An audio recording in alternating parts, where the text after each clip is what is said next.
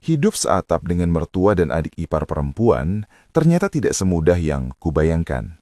Istriku Rina adalah seorang perawat yang sering mendapat shift malam di rumah sakit.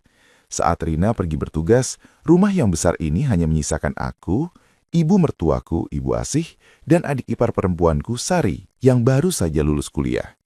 Ibu Asih adalah wanita paruh baya yang masih tampak sangat bugar dan selalu tampil rapi. Sementara Sari adalah gadis pendiam yang sering kali mencuri pandang ke arahku saat kami makan malam. Masalahnya bermula karena kebiasaanku. Aku sering terbangun tengah malam karena haus atau sekedar ingin merokok di teras belakang. Suatu malam, sekitar jam 2 pagi, aku keluar kamar menuju dapur. Saat melewati ruang tengah, aku terkejut melihat lampu kecil masih menyala. Di sana, aku melihat Ibu Asih sedang duduk termenung sambil memijat kakinya. Randy, belum tidur?"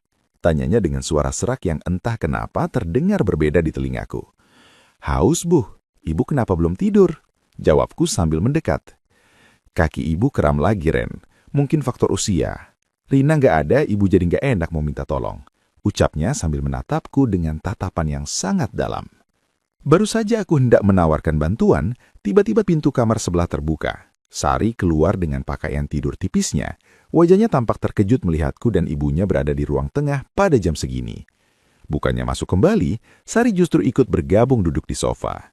"Loh, Mas Randy sama ibu lagi ngapain? Kok nggak ngajak Sari?"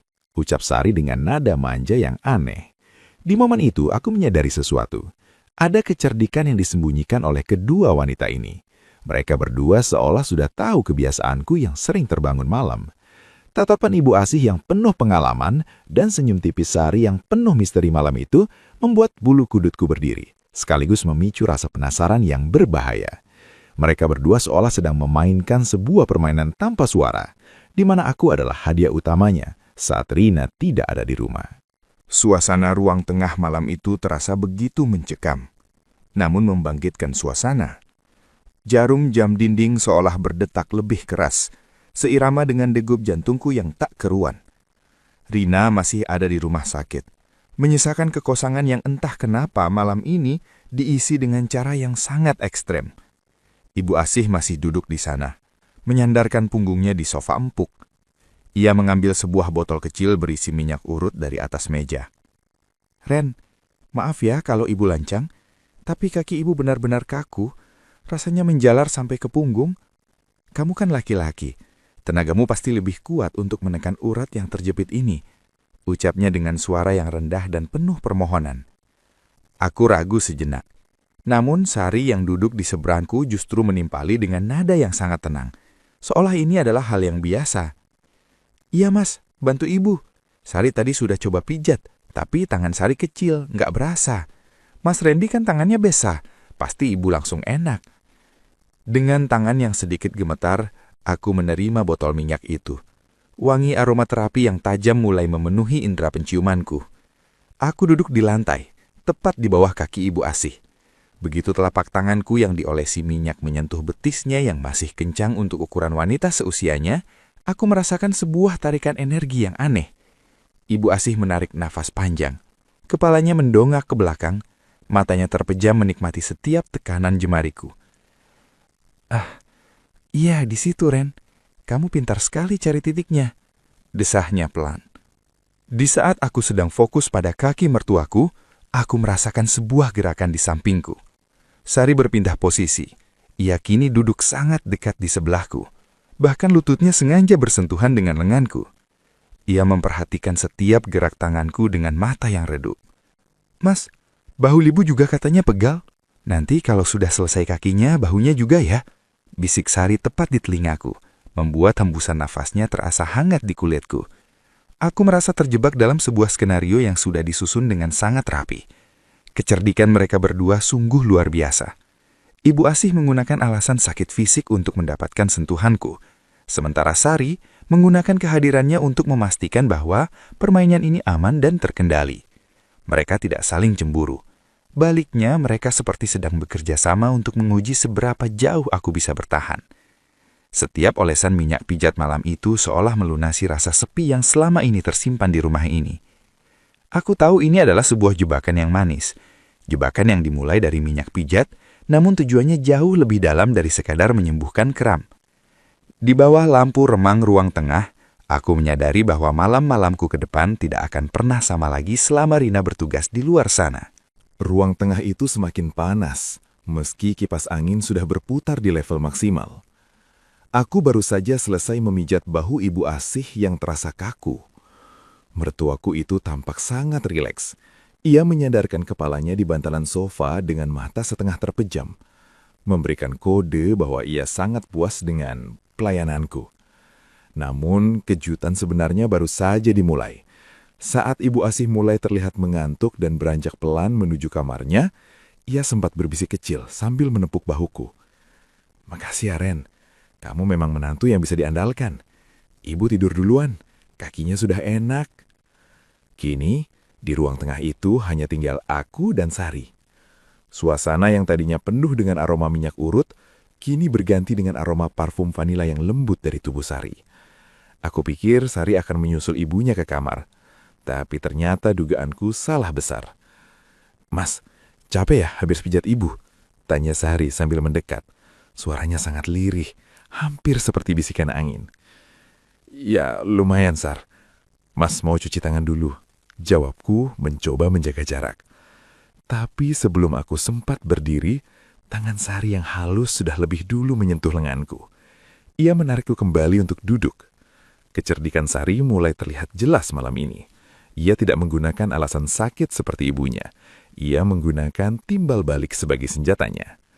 "Gantian dong, Mas. Mas kan sudah capek pijat ibu. Sekarang biar Sari yang pijat Mas, biar adil," ucapnya sambil tersenyum penuh arti. Senyum yang mengiratkan bahwa dia pun menginginkan hal yang sama. Sebuah perhatian yang selama ini ia pendam. Sari berpindah ke belakangku. Jemarinya yang kecil mulai menekan pundakku dengan lembut. Namun yang membuat jantungku berdegup kencang bukan hanya pijatannya, tapi cara ia menyandarkan daguku di bahuku berkali-kali. Kami berdua terdiam. Namun diam kami adalah sebuah kesepakatan.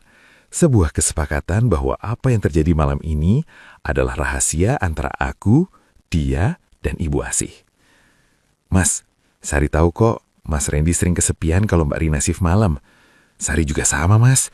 Kamar Sari itu dingin kalau sendirian," bisiknya tepat di samping telingaku. Aku tersentak. Sari bukan lagi adik ipar yang polos. Dia adalah wanita yang sangat cerdik, yang tahu kapan harus masuk dan mengambil kesempatan di saat kakaknya tidak ada. Di bawah lampu remang-remang itu, aku sadar bahwa aku tidak hanya terjebak oleh mertuaku, tapi juga oleh siasat adik iparku yang tak kalah berani. Kami bertiga kini terikat dalam sebuah benang merah yang sangat tipis dan berbahaya. Pagi hari di rumah ini biasanya terasa hambar. Namun setelah kejadian tengah malam itu, atmosfer dapur berubah total. Rina sudah berangkat lagi ke rumah sakit untuk tugas pagi, meninggalkan aku di rumah dengan dua wanita yang kini memiliki rahasia masing-masing bersamaku. Saat aku melangkah ke dapur untuk mencari kopi, aku disuguhi pemandangan yang tak biasa. Ibu Asih dan Sari sudah berada di sana, namun mereka tidak sedang bekerja sama seperti biasanya. Mereka seolah sedang berlomba dalam sebuah kompetisi tanpa juri. "Randy, duduk dulu. Ini ibu sudah buatkan nasi goreng kesukaanmu. Pakai telur mata sapi yang masih setengah matang, seperti yang kamu mau," ucap Ibu Asih sambil menyodorkan piring dengan senyum kemenangan. Ia mengenakan daster yang lebih rapi dari biasanya. Rambutnya ditata apik, seolah ingin menunjukkan bahwa dialah penguasa dapur ini. Baru saja aku hendak menyuap nasi goreng itu, Sari datang dari arah belakang sambil membawa segelas kopi hitam kental yang aromanya sangat menggoda. Ia sengaja berjalan sangat dekat di sampingku hingga bahu kami bersenggolan. "Ini Mas, kopinya."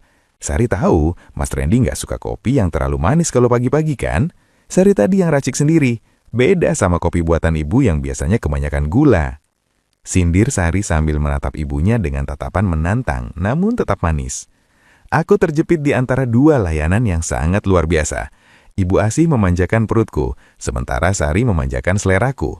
Persaingan mereka sangat halus, lewat gerakan tangan, lewat cara mereka menyodorkan sendok, atau lewat tatapan mata yang seolah meminta konfirmasi. "Siapa yang paling kamu suka, Ren?" Kecerdikan mereka benar-benar berada di level yang berbeda. Ibu Asih sesekali menyentuh pundakku sambil menanyakan apakah pijatannya semalam masih terasa.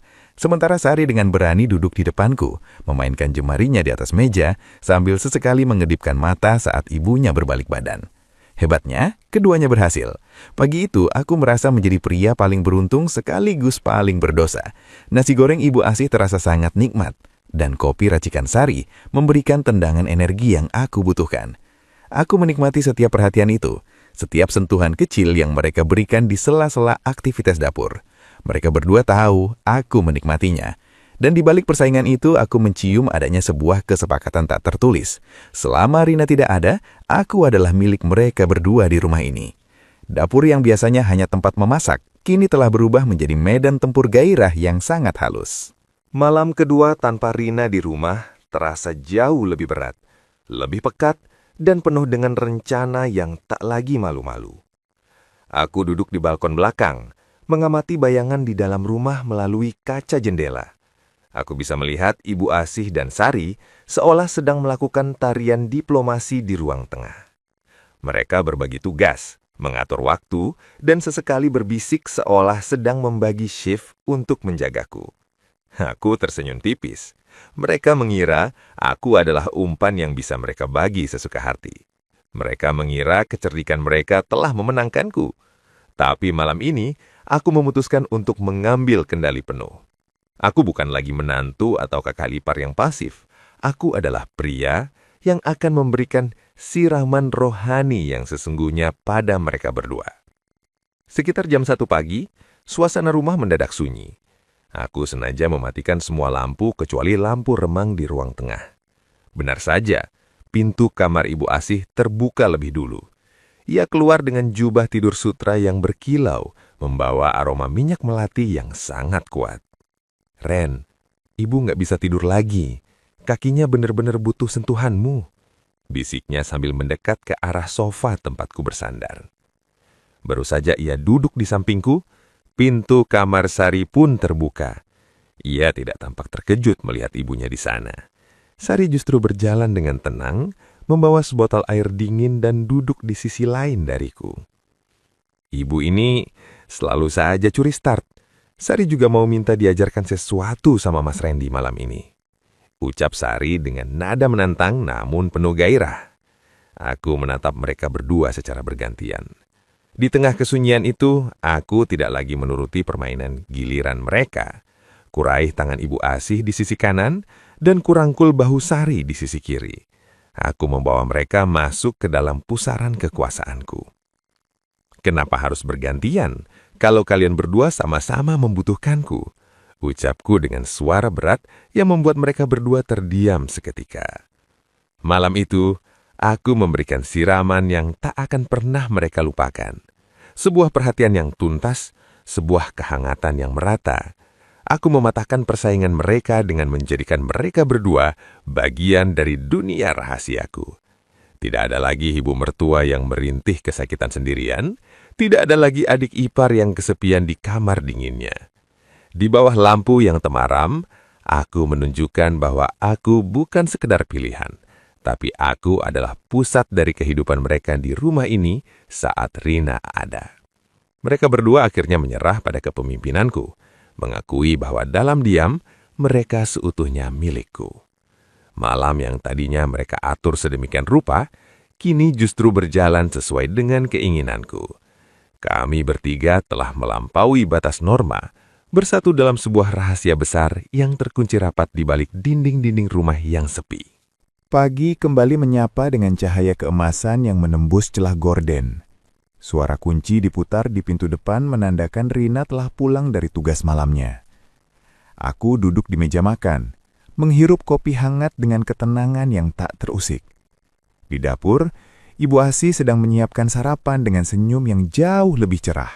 Sementara Sari sibuk merapikan ruang tengah dengan binar mata yang segar. "Wah, rajin banget semuanya pagi ini," sapa Rina sambil mencium pipiku. Tampak lelah namun bahagia melihat keharmonisan di rumahnya. Ia tak pernah tahu bahwa di balik keharmonisan itu ada benang merah yang telah terikat erat antara aku, ibunya, dan adiknya. Kami bertiga telah mencapai sebuah kesepakatan tanpa kata. Persaingan antara Ibu Asih dan Sari telah melebur menjadi sebuah aliansi rahasia.